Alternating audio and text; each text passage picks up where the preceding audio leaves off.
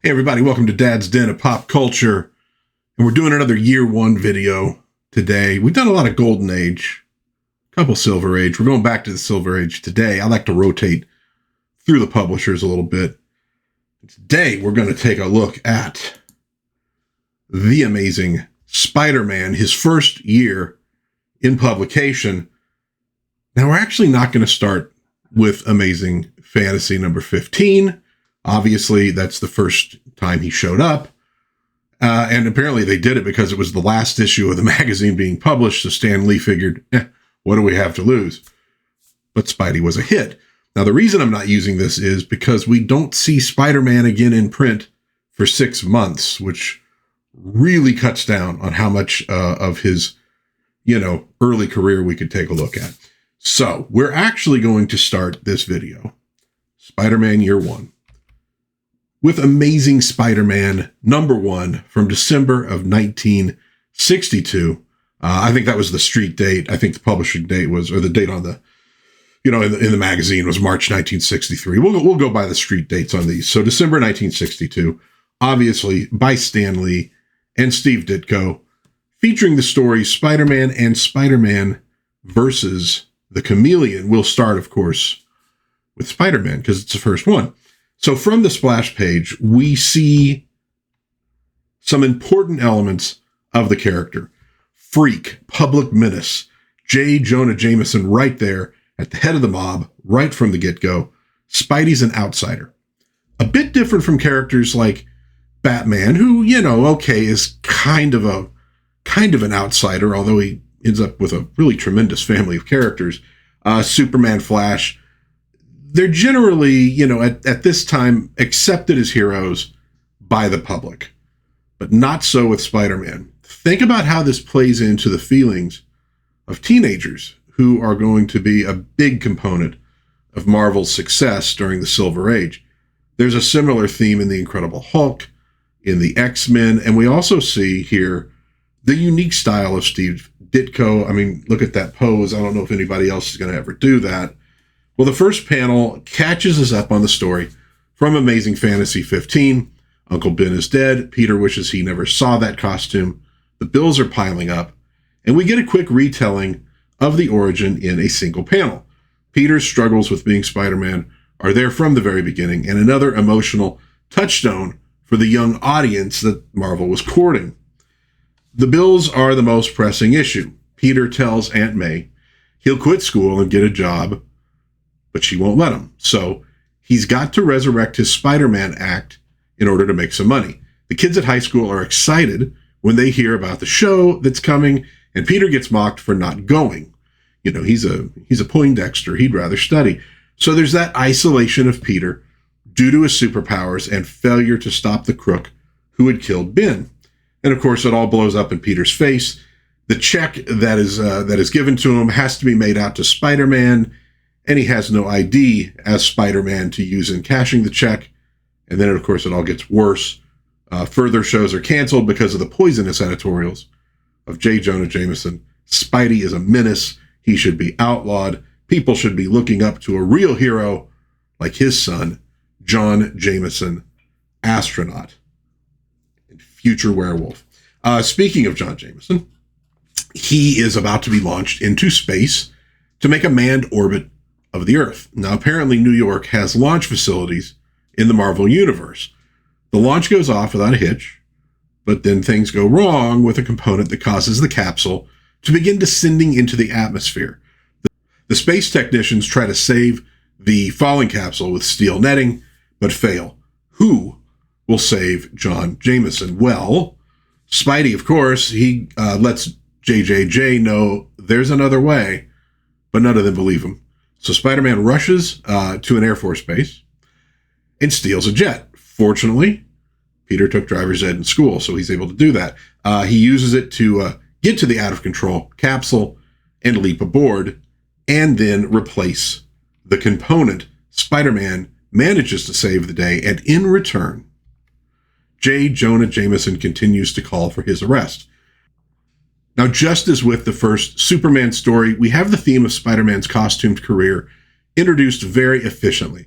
The major players, Jonah Jameson, Aunt May, the problems at school, the problems with money, the things that drive Peter Parker, love and responsibility, and the fact that Webhead just cannot catch a break to save his life. So it's a good start to the character. I think it gets people, especially those teenagers, right into it.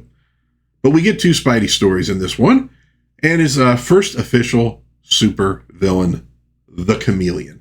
Yes, that guy, but perhaps more importantly, we get a crossover with the Fantastic Four. Not only does Amazing Spider-Man #1 lay Spidey's foundation, it also advances the thing that made Marvel so special at the time, namely the Marvel Universe that they were building mostly all in New York City. Well, this story begins with Peter getting the idea to join the Fantastic Four as a way to support his family. Now, naturally, this story would be the basis for What If #1.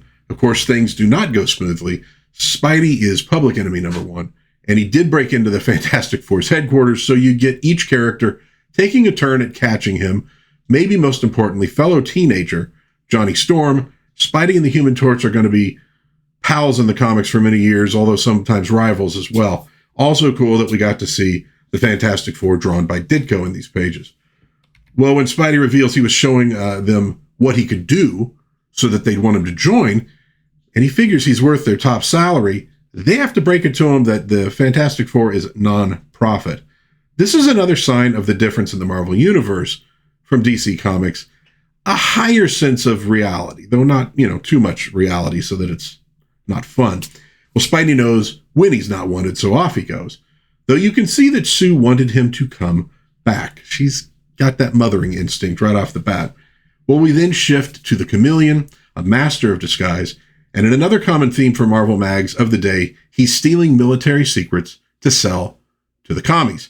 Now, when he learns that Spidey tried to join the Fantastic Four, he deduces that it's because he can't earn a legitimate living.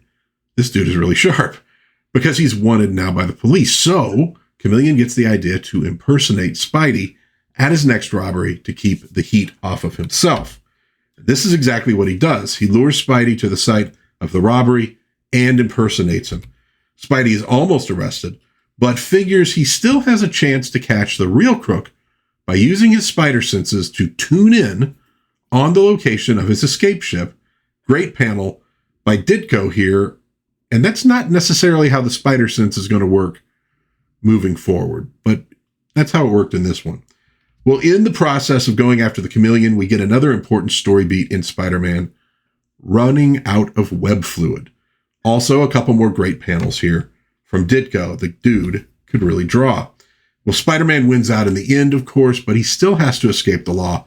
We close with the Fantastic Four reading about it in the paper. Sue worries about what would happen if Spidey turned criminal. Thing worries about how much stronger he might become. Johnny isn't worried because he's a fellow teenager, Natch. And Reed just plain old worries. The issue closes with the secrets of Spidey's web fluid. Note how the Thing is drawn here. We're starting to move more towards the Thing we're going to know later on. So good first issue, I think, for Spider-Man.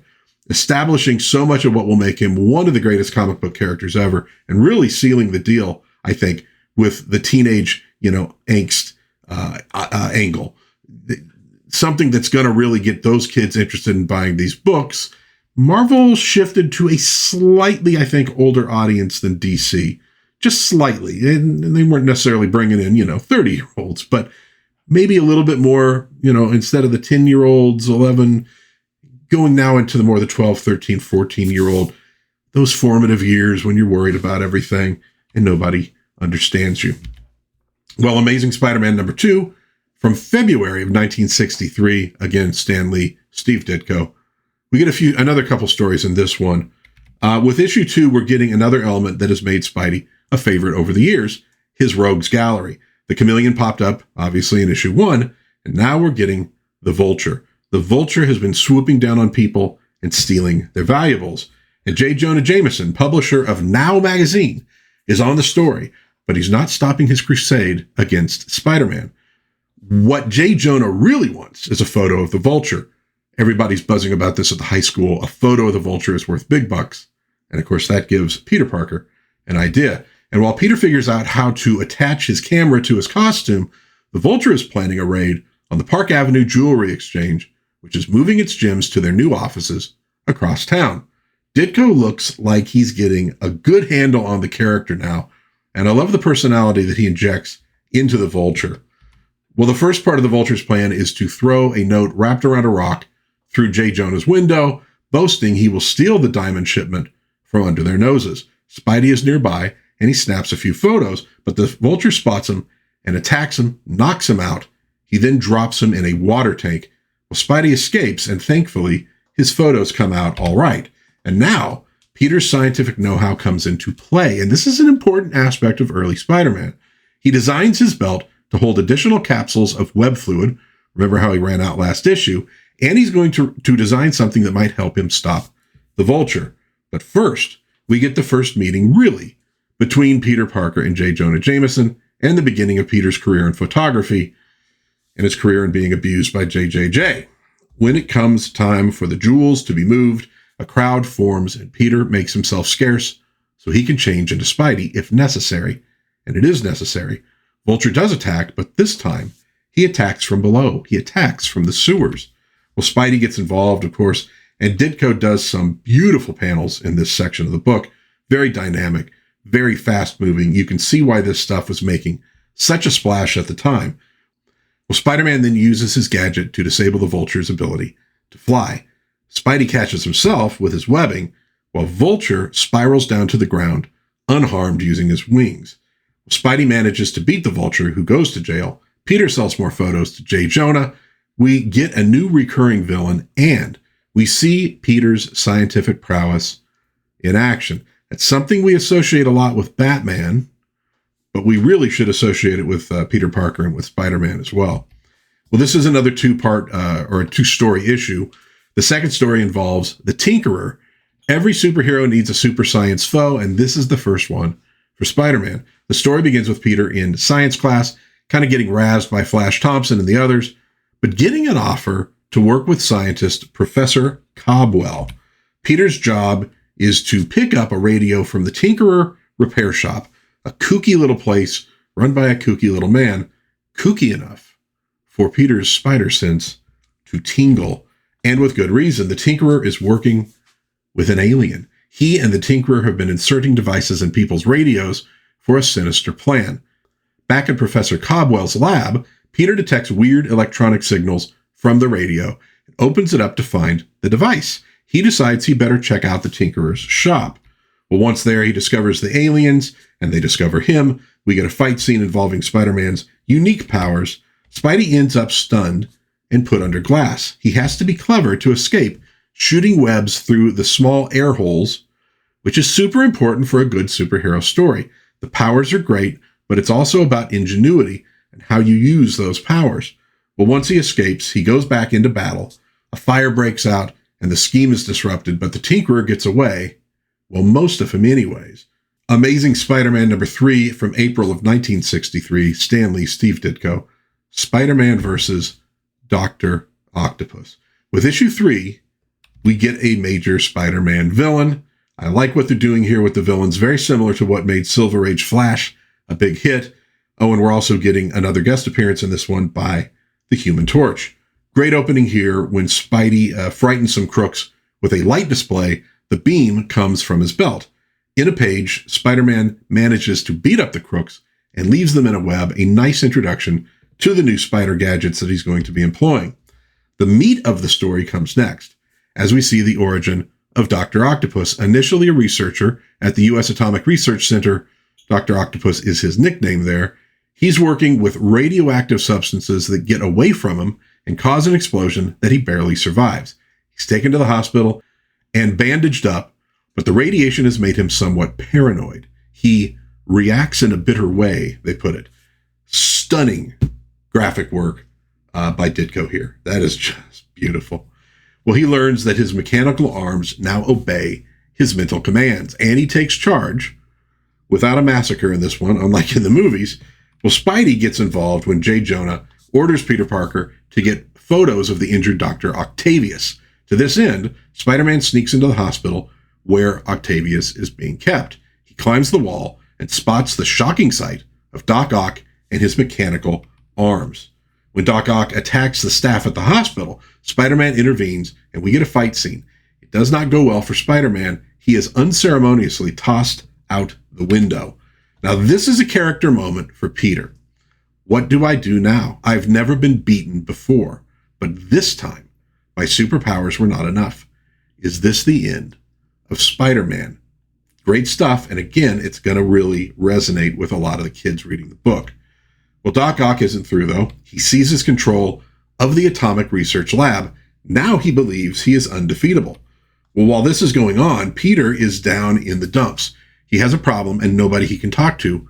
Where can he turn? Well, fortunately, the Human Torch has been asked to his high school to give a speech to the kids.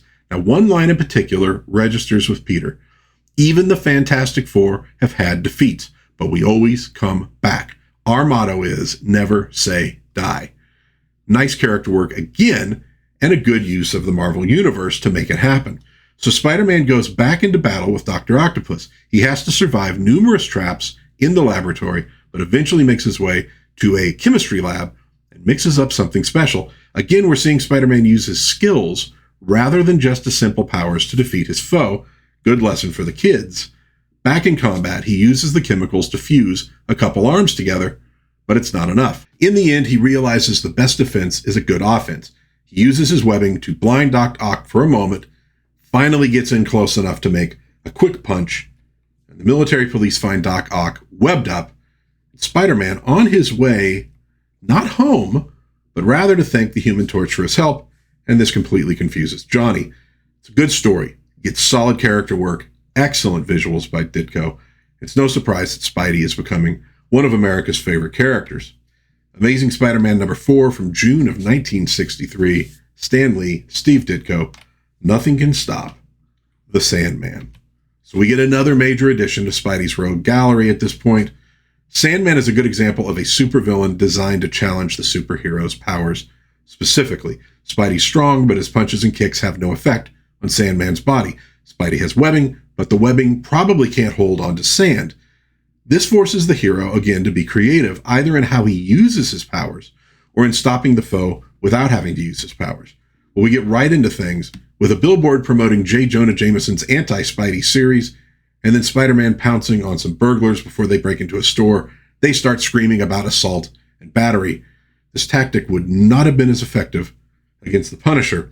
Well, Spidey has to flee a policeman and then decides to go see J. Jonah, but discovers that he isn't in the office.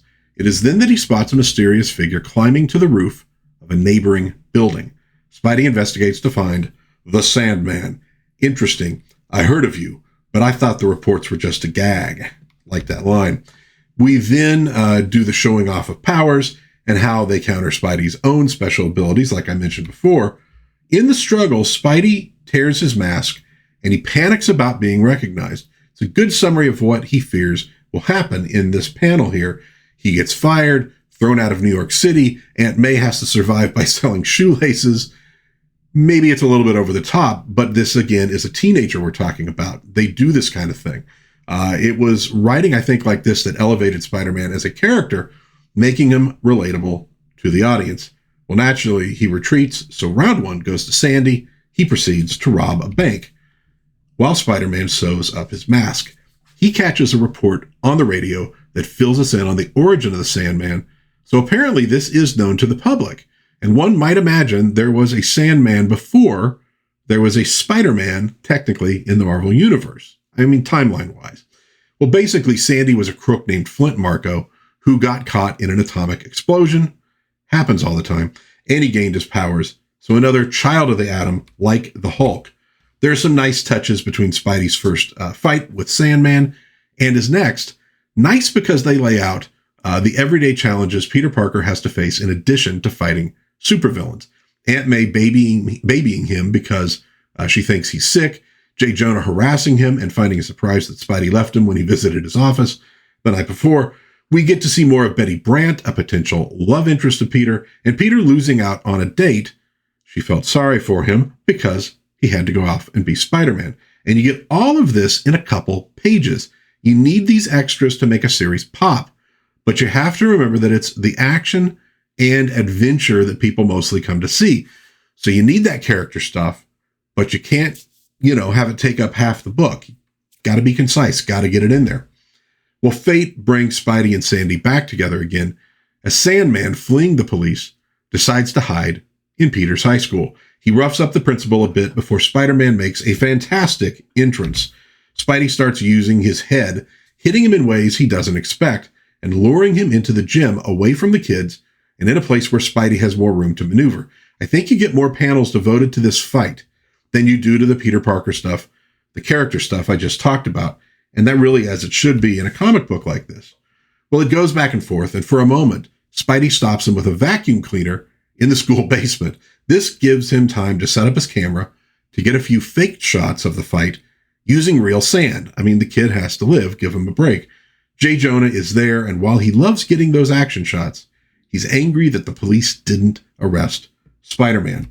Well, with money in his pocket, Peter tries to get that date back with Liz and ends up in a confrontation with Flash. He's just about to level the creep, but then realizes he cannot reveal his super strength. And he loses out once again. The name of the game is Superhero Action and Teenager Problems, and Amazing Spider-Man delivers on both, and Ditko delivers on the art. That final panel is excellent. Peter's isolation, his secret life intruding on his real life, all summed up in that one image right there. Amazing Spider-Man number 5 from July of 1963. Stan Lee, Steve Ditko. Oh yeah, we're getting the ultimate bad guy guest appearance for Marvel Comics.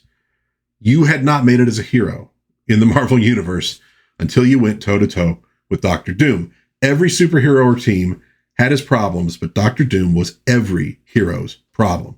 This opening page also teases out the other problems in Spidey's life, and is a good reminder that Marvel and DC both knew that every issue of every comic was somebody's first issue. So you had to take a panel or two to fill them in on the basics of what the book was about.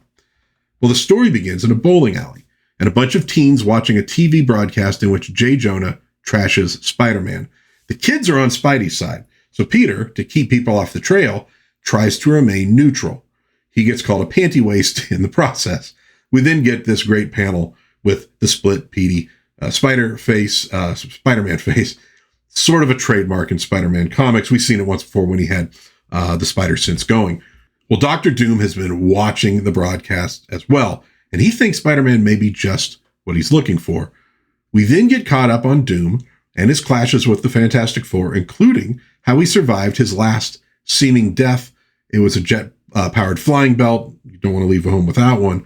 Doom then uses his genius to make a machine that communicates at a frequency picked up by spider senses and summons Spider-Man, who quickly responds, not knowing who is calling him.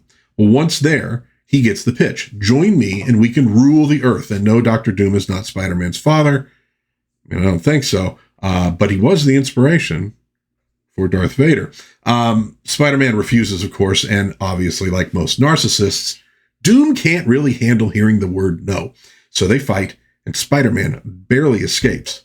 The next day, Peter sells some photos to J. Jonah, rides him a little about always being on Spidey's case, and Betty backs him up. Peter now notices how attractive she is. Well, fate can be fickle. Dr. Doom uses some super science to home in on Spider-Man's true identity. Just at the moment, Flash Thompson is wearing a Spider-Man costume to use as a prank on Peter. So he soon catches this fake Spidey while Peter Parker walks by unawares. Peter Parker is really kind of like Marvel's Charlie Brown, if you think about it. Look at him, just kind of depressed. Anyhow, that night, Doom interrupts the Ed Sullivan Show. Is there no end to his evil? To challenge the Fantastic Four. He tells them he holds Spider-Man captive, and unless they disband, he will eliminate Spidey. Well, Spidey knows the FF isn't going to disband, so he sneaks out of the house to rescue whoever is in the costume. There are some really nice panels in the sequence, setting the standard, I think, for years to come, of what a Spider-Man comic is supposed to look like. So we get the fight scene. Doom hits Spidey with all sorts of evil super science, and Spidey escapes every trap, but he can't keep it up. Doom finally gets the upper hand, but the FF show up in the nick of time, sending Doom fleeing. So Spidey gets out of there as well, leaving the Fantastic Four to deal with Flash Thompson.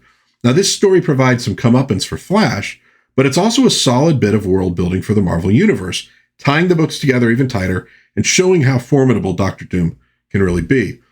And of course, it isn't all bad for Spider-Man. The note on the bottom of the final page tells us that, thanks to your overwhelming response to Peter Parker's offbeat adventures, Spider-Man is now published monthly, which means I'm going to have more comic books that I got to talk about right here. Amazing Spider-Man number 6, August of 1963, Lee and Ditko, face to face with the Lizard. So the hits keep on coming with the introduction of the Lizard to the Rogues Gallery. We begin the tale in the Florida swamps with a gang of Florida men going up against the Lizard, who apparently is bulletproof. He also has the strength of a dozen bulldozers, if some random dude can be believed. Now, news of his reign of terror reached Spider-Man in New York thanks to the Daily Bugle. Make sure you subscribe today. Peter thinks that he might be able to get J. Jonah to send him to Florida to snap photos. He was wrong, of course. He decides it won't hurt to learn a little about reptiles. So he heads to the museum where they're lecturing about dinosaurs, who it turns out aren't actually reptiles, but he notices a couple of suspicious characters. When a guard tries to stop them, they take Liz hostage. Naturally, Spider-Man intervenes. He also hears a report over a transistor radio, wondering why Spider-Man hasn't gone after the Lizard. This gives him an idea. So that done, he goes back to visit J. Jonah as Spider-Man to let him know he's going to take up the Lizard's challenge. He tells Jonah that he better send a photographer to cover it, because otherwise Peter can't afford the ticket. Well, ultimately it works, though J. Jonah tags along to write the story. Spidey ends up venturing into the swamp and soon meets the Lizard. It's an ambush. A fight ensues, and Spidey gets tossed a country mile by the Lizard's powerful tail. This brings him within view of an old southern mansion, where the widow of one Dr. Curtis Connors just happens to live. She reveals to Spidey that her husband is the Lizard. We get the whole background here that most people probably know who are watching this video. Connors, having lost his right arm during the war, comes down here to research how reptiles regrow limbs. He makes a serum. He tries the serum. He regrows his arm with only one small side effect. Since Connors has a wife and kids, Spidey decides to help, and this is a good chance to show not only his heroism, but also, once again, his scientific genius. Spidey manages to brew up an antidote, but since nothing can go too easily for him, he has to go through another fight, chase the Lizard back into the swamp, and nearly wind up as gator food before he finally manages to deliver the serum. Ditko switches to a 6-panel page on this page, taller than they are wide, to deliver this kind of action. Well, thankfully, the serum works, and Spidey is able to bring Curt Connors back to his family. I love that transformation panel, by the way. Really great use of color. Well, in the end, Peter delivers the photograph of the Lizard to J. Jonah, who promptly declares it is a fake, and he tears it up. He goes home to Aunt May, who immediately puts him to work doing chores, and he calls Liz for a date and gets the cold shoulder. So everything is back to normal, and we get a hint of what's coming next issue. Amazing Spider-Man number 7 from September of 1963, Lee and Ditko. Apparently Marvel was deluged with letters asking for more of the Vulture. So Marvel got on the ball and whipped up a tale destined to rank among the very greatest in this, the Marvel Age of Comics. You can vote in the comments if you agree that this is true. The story starts with a quick recap. Then we get to the Vulture in prison, working in the machine shop. Not real smart. Warden, not real smart at all. Naturally, he uses the opportunity to build a flying device, and he soars out of the prison. While Peter is being bullied on the basketball courts, he ends up hearing about the escape on some guy's transistor radio. Once again, a handy radio for Peter Parker to, figure out there's a plot going on. He heads home, suits up. We get a little equipment check to catch people up on how Spider-Man does what he does, and then off he goes hunting for the Vulture.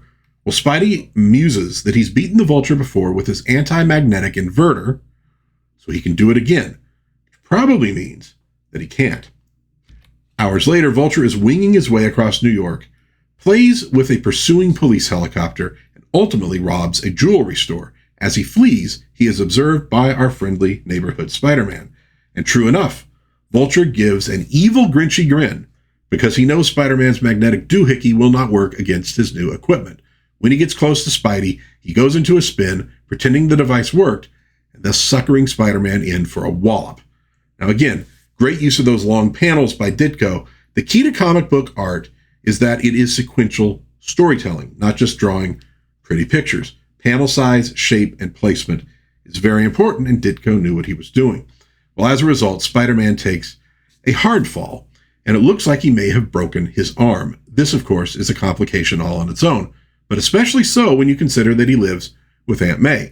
She almost catches him in his Spidey suit in his room, but he manages to avoid her. They use this exact shot in the first episode of the Japanese Supaidaman show. I'm trying to think if they used it in the American TV one or not. They probably did.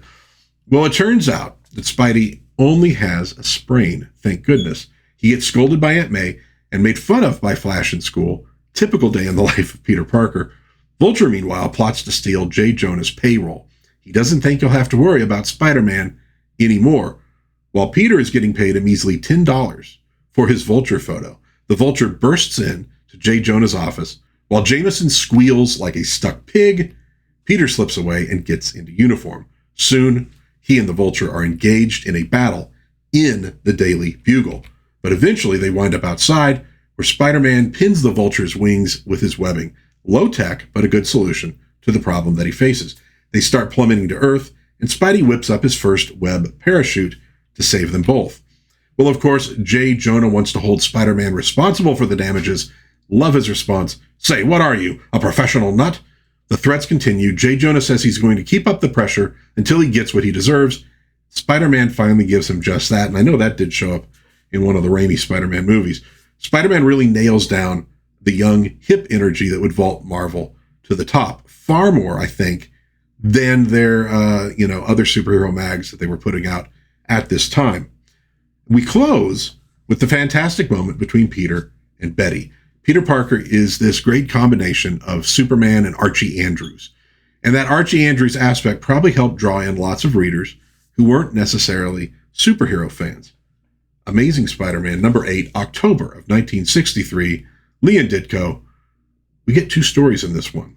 The first involves a living brain, which honestly is what we all have in our heads right now, but this is so much more. We're getting the umpteenth warning about runaway technology that people in the sciences and engineering are going to ignore for decades and decades, and ignore to this day. We are in the age of computers, though, now in these stories, and you will see stories like this all over the place, from sci-fi to sitcoms. Well, we begin with Flash Thompson in full jerk mode, breaking Peter's glasses in the science lab. This time, Peter isn't letting it go. There is going to be a fight. All of this is happening while the teacher is introducing the class to the newest computer from ICM, International Computing Machines. They call it the living brain. Peter is asked to demonstrate, and the class wants him to ask the computer to calculate the identity of Spider-Man. Well, he puts in the data, and the result is a mathematical formula that nobody can read. During all of this computing, though, a couple shady-looking workmen plot to steal the living brain and use it to plan their crimes. Well, another clash in the class between Flash and Spider-Man lands them in a gym for a boxing match. It does not go the way Flash expects, reminiscent of when Blue Beetle and Guy Gardner sparred in Justice League International, which I reviewed last year, if you want to look into that. While the boys are boxing, the living brain is stolen. As Peter knocks Flash out, the alert is raised about the theft, and Spidey goes into action. Fighting the living brain proves to be difficult. He's tough, and he's a really quick thinker.